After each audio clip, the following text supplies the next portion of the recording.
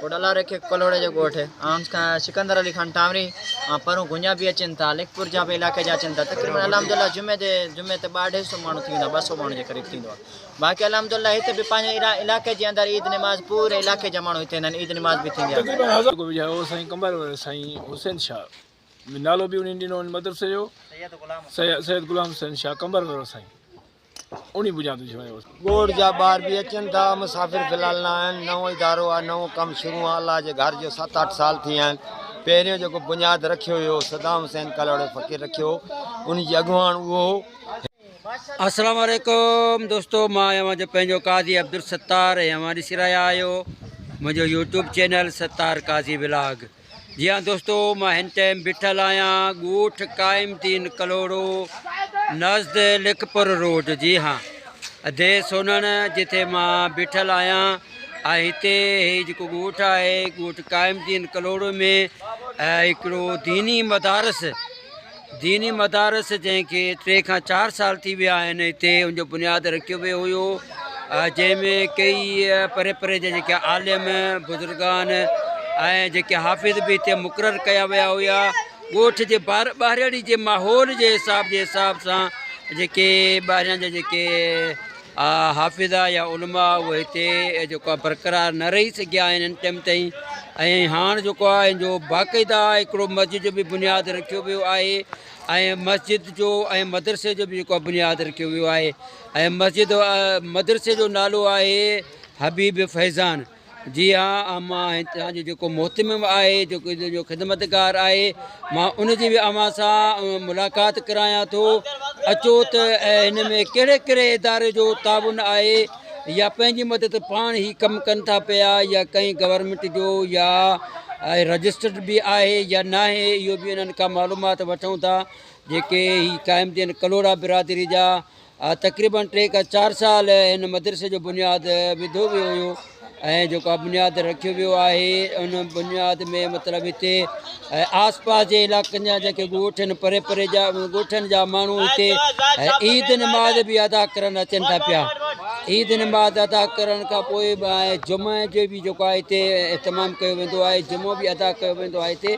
ऐं हितां जो जेको बि मोहतमिम आहे अचो त दोस्तो मां अव्हां जी बि त दोस्तो इहे आहिनि मतिलबु जेको कमु जेको आहे बुनियाद जेको रखियो वियो हुयो उनजो कमु जारी सारी आहे ऐं जेको आहे हिते तमामु घणी जेको सीमेंट बजरी रेती जो जेको आहे न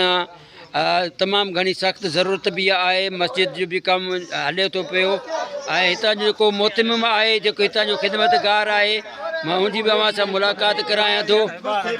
ऐं ही जेको आहे हितां जो ख़िदमतगार आहे जेको पाण मिस्त्री बि आहे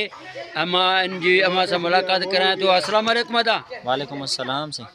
अदा कहिड़ा हाल आहिनि ख़ुशि आहियो अदा नालो ॿुधायो पंहिंजो। नालो से अब्दुल जब्बार कलोड़ो से। अच्छा मतिलबु जेको आहे मदरसो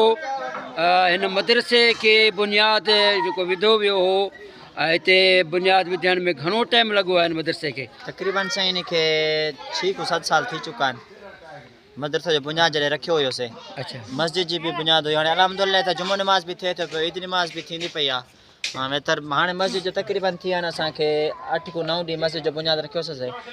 अलाह जे घर सां जेतिरो थी सघे तावन करो सभिनी दोस्तनि संगत खे रिक्वेस्ट आहे असांजी इन अलाह जे घर सां तावन करो सवाब में हिसो वठो हिते सीमेंट जी बि ज़रूरत आहे बजरे जी बि ज़रूरत आहे हेल्सन जी बि ज़रूरत आहे सिलन जी बि ज़रूरत आहे जेतिरो थी सघे अलाह जे घर सां तावन करो सवाबेदार हासिलु कयो सवाब में हिसो वठो अलाह जे घर सां जेतिरो थी सघे तावन करो असांजी इहा तव्हां रिक्वेस्ट आहे। असांजो मोबाइल नंबर ऐं अकाउंट नंबर जाइज़ कैश तव्हांखे ॾियूं था पिया नंबर आहे 0301 86 27 913 इन सवाब में हिस्सो मिलाए सवाबदार हासिल करो अल्लाह पाक तव्हांजो क़बूल फरमाईंदो महबूब। ॻोठ रजीब अली खान कलोड़े जो ॻोठ कोडला रखे कलोड़े जो ॻोठ सिकंदर अली खान टावरी परों गुंजा भी अचन था लेखपुर जा भी इलाके जा अचन था तकरीबन अलहमदुल्ला जुमे ते 250 माण्हू थी 200 माण्हू जे करीब थींदो बाक़ी अलहमदुल्ला हिते भी पंहिंजे इलाके जे अंदरि ईद नमाज़ पूरे इलाके जा माण्हू हिते ईद नमाज़ भी थींदी आहे। इदारो ना हुयो हाणे तयारु कयो अथई इदारो अलहमदुल्ला 6 7 साल थी चुका आहिनि हाणे जुमे नमाज़ जे लाइ मस्जिद न हुई हाणे मस्जिद तयारु कई अथई जुमो नमाज़ पंहिंजे पढ़ंदा पियासीं थिया अल्हम्दुलिल्लाह हाणे बुनियाद रखियो आहे 6 खां 7 ॾींहं थी विया आहिनि बस दुआ कयो अल्लाह से इनके दिन बे दिन तरक्की अता फरमाए सभिनी दोस्तनि खे इहा बि रिक्वेस्ट आहे त अल्लाह जे घर सां तावन कयो तव्हांखे सवाब में पंहिंजे में हिसो मिलायो सभु ॾिसंदा की असांजी रिक्वेस्ट आहे अस्सलाम वालेकुम। वालेकुम सलाम। अदा नालो अली अकबर कलोड़ो दा। अदा अली अकबर कलोड़ो साहब हिते जेको बुनियाद विधो वियो हो जी जी। उते ही बुनियाद कंहिं विधो हिते मदरसे जो या हिनखे घणो टाइम थियो आहे? इनके तकरीबन 6 खां 7 साल थिया आहिनि। हे बुनियाद जेको विझायो साईं कंबर वारे साईं हुसैन शाह नालो बि उन्हनि ॾिनो मदरसे जो सैयद गुलाम हुसैन शाह कंबर वारो साईं उन बुनियाद विझायो साईं। मदरसे जो नालो छा आहे साईं? मदरसे जो नालो गुलज़ार हबीब गुलज़ार हबीब हुसैनिया। हुसैनिया माशाअल्लाह मतिलबु हिनखे 5 खां 6 साल थी विया आहिनि। 6 साल थी। अच्छा हिन में कंहिं इदारे जो ताबन आहे या पंहिंजी मदद पाण या को चंदो वग़ैरह कयो था छा कयो था? चंदो वग़ैरह बि थोरो घणो कयूं था असां पंहिंजी मदद पाण कयूं था ॿियो ॻोठाणनि जो बि तावन आहे पोइ हाणे चयूं था त बाबा संदक सां असां ॻाल्हायूं था त जेको जेतिरो थी सघे तावन हिन सघे अलाह जे घर जो तावन कयनि ॿियो न असांखे कंहिं वॾेरे जो न कंहिं कंपनी जो न कंहिं जो तावन न आहे असां। साईं अस्सलाम वालेकुम। वालेकुम सलाम। साईं छा हाल आहे? हाल भलो आहे। नालो ॿुधायो साईं। नालो साईं खमीसो फ़कीर। खमीसा फ़कीर हीउ जेको बुनियाद रखियो वियो 5 खां 6 साल साईं सैयद गुलाम हुसैन शाह बुखारी कंबर वारे साईं हिते जेको आहे बुनियाद विधो ऐं उते केतिरा जेका मुसाफ़िर केतिरा पढ़नि था पिया ऐं केतिरनि ॻोठनि जा माण्हू हिते अचनि था पिया या जुमो नमाज़ बि हिते अदा कई वेंदी आहे छा हिते सिर्फ़ु जेको आहे पंहिंजे ॻोठ जा ॿार अचनि था या ॿाहिरि जा मुसाफ़िर बि अचनि था? ॻोठ जा ॿार बि अचनि था मुसाफ़िर फ़िलहालु न आहिनि नओं इदारो आहे नओं कमु शुरू आहे अल्लाह जे घर जो 7-8 साल थी विया आहिनि पहिरियों जेको बुनियाद रखियो हुयो सदाम हुसैन कलोड़े फ़कीर रखियो उन जी अॻुवाण उहो हिन टाइम कमु जारी आहे हाणे ॻोठनि जी मदद सां अल्लाह जी ज़ात भलाई कई आहे मस्जिद जो कमु जारी आहे DPC जो कमु बि हले। अस्सलाम वालेकुम दा। वालेकुम सलाम सर। अदा नालो ॿुधायो। अरबाब अली कलोड़ो सर। अरबाब अली कलोड़ो साहिबु हे जेको बुनियाद विधो वियो हो या हिनखे 5 खां 6 साल थी विया आहिनि हिते छा ईद नमाज़ बि अदा कई वेंदी आहे? जी सर हिते ईद नमाज़ भी थी वेंदी आहे हिते तक़रीबन 20 to 25 ॻोठ ईद नमाज़ पढ़ंदा आहिनि पिया हिते असां वटि। अच्छा कहिड़े इलाइक़नि जा ईंदा आहिनि माण्हू? लिखपुर खां बि ईंदा आहिनि पिया कच्चे पके खां बि ईंदा आहिनि पिया ऐं हितां जेको पंहिंजे पास गिरदारी जा बि ईंदा आहिनि पिया तक़रीबन 20 खां 22 ॻोठ बि ईंदा आहिनि पिया हर क़ौम जा हिते नमाज़ पढ़णु ईंदा आहिनि पिया असां वटि। बुगटी ईंदा आहिनि टावरी ईंदा आहिनि पिया हिते भुटा बि ईंदा आहिनि कलोड़ा बि ईंदा आहिनि ॿियूं बि क़ौम आहिनि कुझु चाचड़ ईंदा पिया काफ़ी क़ौम आहिनि माना पूरो वॾो इरादो आहे पूरे इलाइक़े में इहो ई मदरसो आहे असांजे एरिया में ईद नमाज़ बि हिते थिए थी तक़रीबन 20 खां 25 ॻोठ हिते ईद नमाज़ पढ़णु ईंदा आहिनि जुमो नमाज़ बि थिए थी पई हिते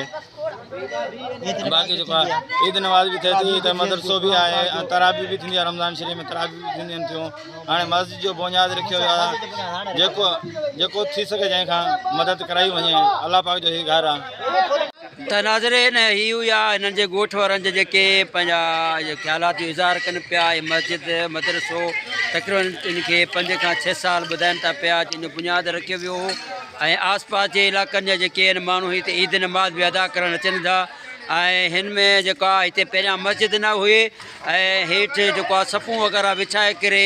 उते जेको आहे जुमो नमाज़ अदा कई वई हूंदी भई कई पई वञे ऐं हुनखां अलावा हिते जेको आहे ॿाहिरां जा जेको कुझु मुसाफ़िर बि अचनि पिया ऐं हिते जेका तालिब इल्म पढ़ण जे लाइ आस पास जे इलाइक़नि जा जेके ॿार आहे उहे बि हिते पढ़नि पिया पर हाणे इनशाला हिननि जेको आहे बाक़ाइदा हिन खे कम खे जेको आहे मदरसे खे बाक़ाइदा हलाइण जो हिकिड़ो इरादो पुख़्तो इरादो रखियो वियो आहे ऐं जेको हिते ख़िदमतकार आहे उहो आहे अब्दुल जब्बार हुसैनी कलोड़ो साहिबु उन पंहिंजी मस्जिद ऐं मदरसो संभालियो आहे इनशाला ऐं उहो आलिम बि हिते रखिया वेंदा ऐं हाफ़िज़ बि हिते रखिया वेंदा हीअ ख़िदमतकार आहे ऐं तव्हां सभिनी खे जेके हीअ वीडियो ॾिसनि था पिया इन वीडियो खे ज़्यादा खां ज़्यादा शेयर कयो ऐं जेको आहे ज़ाहिर सदका जारिया सम्झी करे हिनखे शेयर कयो वञे ऐं हुनखां अलावा मां दोस्तनि खे ॿुधाईंदो आहियां त हे सदका जारिया आहे मस्जिद ऐं मदरसे में जेको आहे पंहिंजो हिसो मिलाईंदा वञो त जीअं हितां हीअ जेको आहे मस्जिद आबाद रहे ऐं मदरसो बि आबाद रहे ऐं तव्हां दोस्तनि जी वॾी महिरबानी लख थोरा लख लाइक़ जेकॾहिं मुंहिंजे चैनल ते न्यू आहियो त सभ खां पहिरियों मुंहिंजे चैनल खे सब्सक्राइब कयो। सब्सक्राइब करण खां पोइ बेल आल बटन खे दॿायो त मुंहिंजी जीअं अचण वारी वीडियो तव्हांखे आसानी मिली सघे। त दोस्तो वरी मिलूं था नेक्स्ट वीडियो जे लाइ। तेसीं ते मां दोस्तनि खां वठंदी इजाज़त। अल्लाह हाफ़िज़।